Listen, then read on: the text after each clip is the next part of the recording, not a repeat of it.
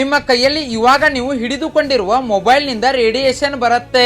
ಅದು ಹುಡುಗರಿಗೂ ಮತ್ತು ಹುಡುಗಿಯರಿಗೂ ತುಂಬಾನೇ ಡೇಂಜರಸ್. ನಿಮ್ಮ ಕೈಯಲ್ಲಿ ಇರುವ ಮೊಬೈಲ್ ಸೇಫ್ ಆಗಿ ಇದೆಯಾ ಇಲ್ವಾ ಅಂತ ತಿಳಿದುಕೊಳ್ಬೇಕಾ? ಡೈಲ್ ಪ್ಯಾಡ್ ಗೆ ಹೋಗಿ *#07# ನ ಡೈಲ್ ಮಾಡಿ. ನೀವು ಕಾಲ್ ಮಾಡಿದ ನಂತರ ನಿಮಗೆ ಒಂದು ಮೆಸೇಜ್ ಬರುತ್ತೆ. ಅದರಲ್ಲಿ SAR ಲೆವೆಲ್ ಅನ್ನೋದನ್ನ ತೋರಿಸುತ್ತೆ.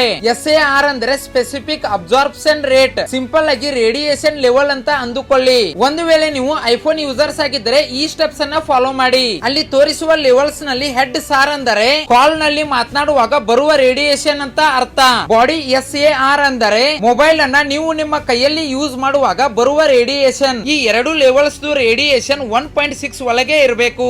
ಒಂದು ವೇಳೆ ಈ ಎರಡು ಲೆವೆಲ್ಸ್ 1.6 ಗಿಂತ ಹೆಚ್ಚು ಇದ್ದರೆ ಇವಾಗಲೇ ನೀವು ನಿಮ್ಮ ಮೊಬೈಲ್ ಅನ್ನ ಚೇಂಜ್ ಮಾಡಿ. ಯಾಕಂದ್ರೆ ಇದು ನಿಮ್ಮ ಬ್ರೈನ್ ಗೆ ಮತ್ತು ನಿಮ್ಮ ಬಾಡಿಗೆ ತುಂಬಾನೇ ಹಾರ್ಮ್ಫುಲ್. ಈ ರೀಲ್ ಅನ್ನ ನಿಮ್ಮ ಫ್ರೆಂಡ್ಸ್ ಅಂಡ್ ಫ್ಯಾಮಿಲಿ ಮೆಂಬರ್ಸ್ ಗೆ ಎಲ್ರಿಗೂ ಶೇರ್ ಮಾಡಿ. ಅವರ ಮೊಬೈಲ್